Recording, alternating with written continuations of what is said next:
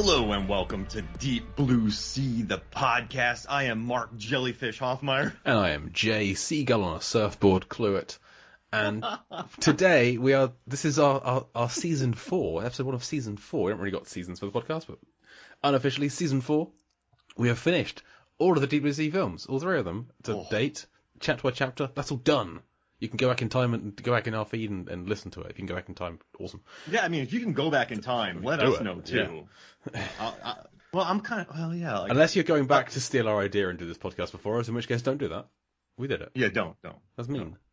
Or Shallows Minute. Don't. Well, you can do a Shallows Minute. This movie deserves it. Yeah. It does. Well, I mean, I don't know if I would do it the Shallows Minute, but we'll get there. If you're going back in time, listen to the Sugar Babes and some Ben Folds, hang out with Bill Nighy, and then go on a shark cruise in South Africa with Bill Nighy. I mean, you could do all of those things today, but okay. Yeah.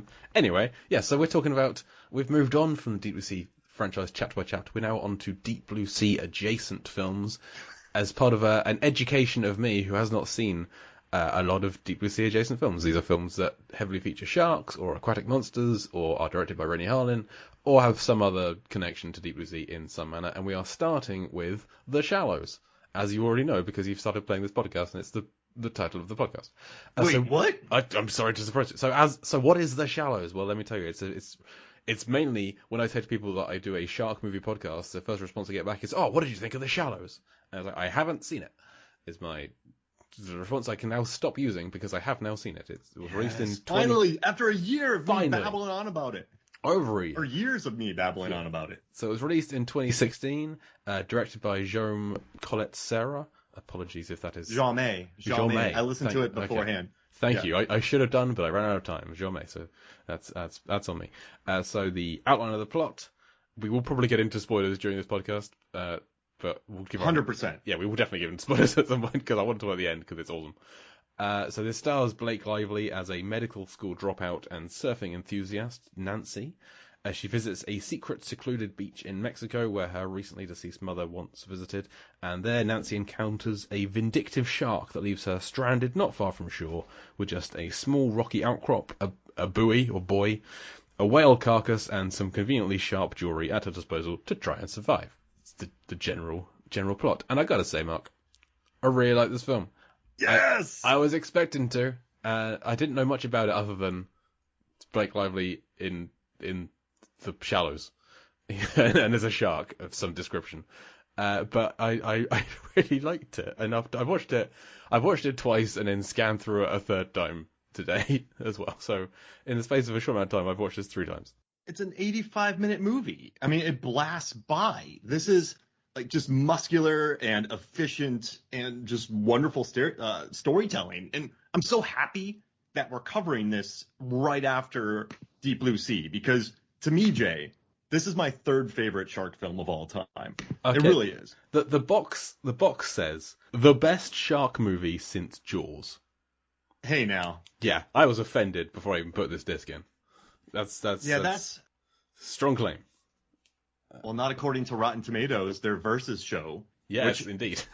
So it had over, I think, 100,000 views on Facebook, and it's up to over 45,000, maybe 50,000 by the time you listen to this on YouTube. And it was The Shallows versus Deep Blue Sea versus The Meg. Hang on, I hate to stop you, Mark, but Caitlin's it. Kate's it. Hi, sorry I'm late. No problem. Sorry, everyone. Kate McNabb, our fan favourite from the show, is back to help us talk about The Shallows. Kate, welcome. We've just started, don't worry. And we love the film. Mark. Me too. Yeah, sorry. I can't tell time, or times are weird here, so... It's international podcasting is always fun. Yeah, we have 3 different countries going on here right now. And I'm in a country where we don't do daylight savings, so... Oh, one of the smart countries. Yes. Good, yes. Okay, well, we're all here now. Hey, catch me up. I was just saying, so, Kate, I work for Rotten Tomatoes, and I do the research for this thing called Versus. Mm-hmm. And it's, Scorsese versus Nolan, or Brad Pitt versus DiCaprio, Julia Roberts versus Sandra Bullock, stuff like that. And they just did a second best shark movie of all time, because Jaws is it. Like, you can't I know Brian Raftery, who was a guest on our show, made a case for Deep Blue Sea being the greatest shark movie of all time, and I really love his logic, and I think it works. But to prevent an argument from everybody, I think it's Jaws, Deep Blue Sea, The Shallows, and they just did an episode to crown the second best shark movie of all time, and Deep Blue Sea won. But while I was doing the research for it, I was thinking to myself, I wouldn't be mad if The Shallows edged out Deep Blue Sea, because it has a higher critical score, it has a higher audience score, it made over $100 million on an R-rated budget, it had a tiny budget, and it's just really, it's 85 minutes and wonderful. So you know a movie's good when I wouldn't have been mad if it beat Deep Blue Sea. But I do love that they had a video on what's the second best shark movie, and the person they asked through the research has a podcast dedicated to one of the options.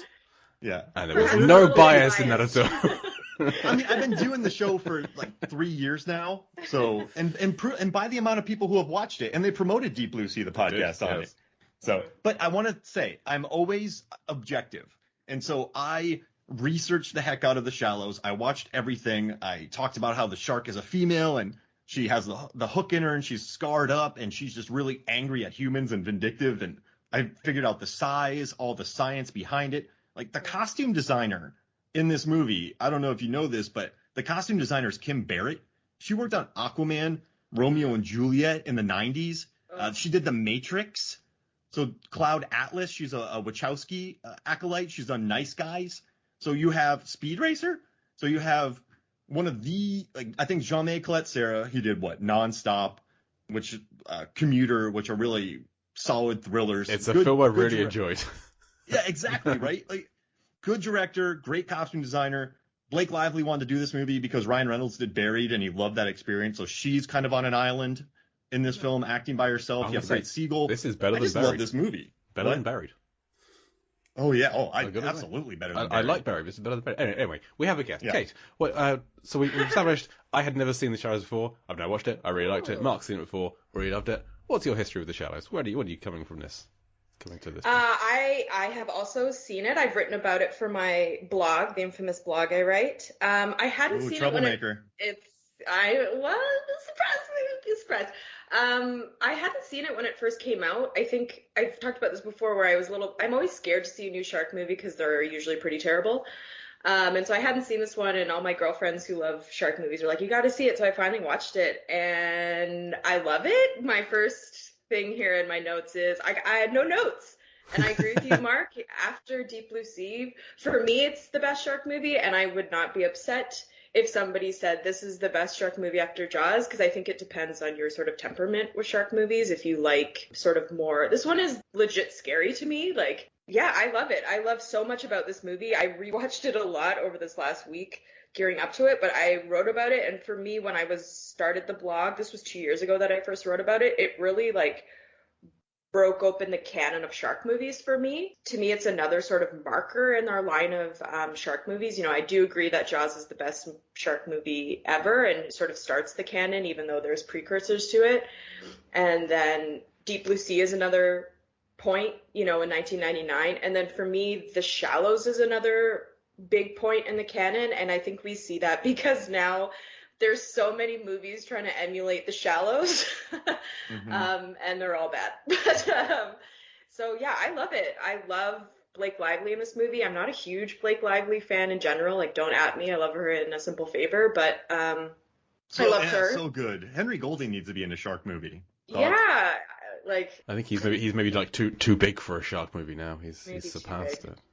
But I'd love him to be in it. Yeah, Deep Blue Sea. I mean, I'd be into it. He's easy on the eyes. I'd be into it. But yeah, I think I don't know. I like when I think about shark movies. This to me is sort of in the subgenre that I always joke about, which is like it's not a shark movie. And I'm gonna have to disagree with you.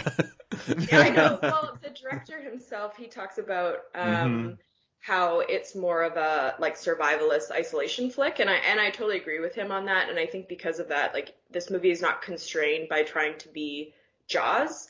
It doesn't have to do the homages. It doesn't have to build off anything. It's not trying to be super different, even though it is pretty different. It just gets to be a movie. And I think there's some like incidental things that happen with that too. Like Jaws, we don't see the shark for a very long time. And I would argue I don't like CGI. I think the CGI in this is like pretty great. Yeah, it's like legit. Like a couple moments where you're like, even then it's fine. I think they did a great job on the CGI, and I think because of that we get this really tense, wonderful movie the same way we do with Jaws in a lot of ways. But like some of those the shark movies that I think about are like 47 Meters Down, the first one, where the director talks about how it's a diver movie, and then you get the other side of the spectrum on that with like a Red Water that like forgets that it's a shark movie and is instead about oil drilling.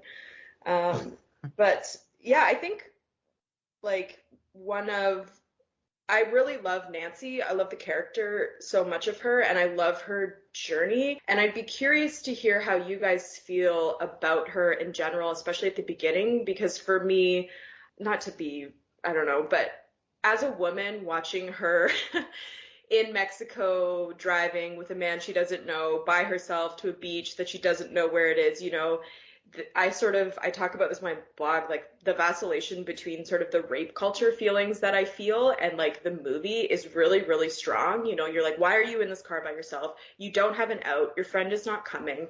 And then she gets in the water and you can kind of see her. She's talking to these dudes. And when they call her over, she's like, oh, I'm okay. No. And like that protective vibe. And for me, that sort of vacillation between like fun and danger was very interesting, and I know the director didn't really think too much about that, but to me it's interesting that it is there and it's present, and I'm wondering if that's something that you guys maybe picked up on in the first little bit, or how you felt about, because her first part of her journey, seems a little reckless, she's a little bit desperate, a little lost, like she just needs to get to this beach and it doesn't matter how she gets there, she needs to get there for her mom.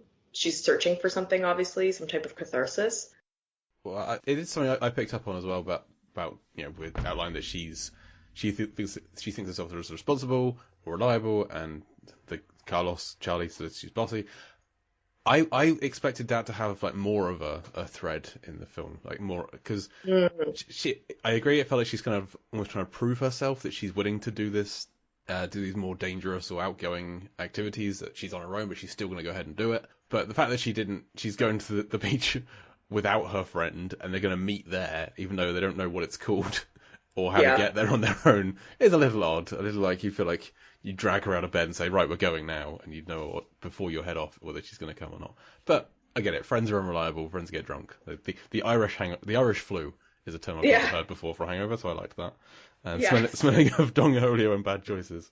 It's a great description. I didn't think of it necessarily as her needing to prove herself. It was almost like a tunnel vision. Because clearly, like, I think the narrative to the story you're supposed to understand is that, she's in med school and then her mother has died and she sort of stops believing in medicine, which is a really interesting thing, because I feel like doctors sort of understand that sometimes, death happens, things can't be cured, but it seems to have really rattled her. And, it seems like her dad doesn't even know where she is in the world when she talks to him. Yeah. And so, like, I liked this kind of movement for her where at the beginning you're like, this is so dangerous what you're doing. And even when she stays out in the water when the other guys go in and you're like, what are you doing? Like, the sun's going down. This is when sharks attack. Like, I was so mad at the movie, like, not mad in like a good way where you're yelling at the screen because something's going to happen, right? Like, this woman will be attacked by a shark at some point because it is a shark movie. And sort of how they take us along this journey where then, we're in these intense moments of tension with her, like when she's attacked and when she's by herself, but also shows her capability. She's threading up her leg. I'm not a medical person, so I don't know what it's called. She's suturing herself and doing all her medical stuff. And then we sort of move with her to this, like, she says her goodbyes, but then she continues to fight and it gets super cinematic and really outrageous. And I love that part of this movie, that whole ending, and then she kind of moves to this new level of herself, and I sort of argue this like new type of final girl that we see, but I like within the journey of Nancy and sort of like our own like emotional arc as an audience, like we get like 4 different movies in one as we travel through. Yeah, they did enough to explain her motivations. Her mom was at the beach, her friend has a hangover,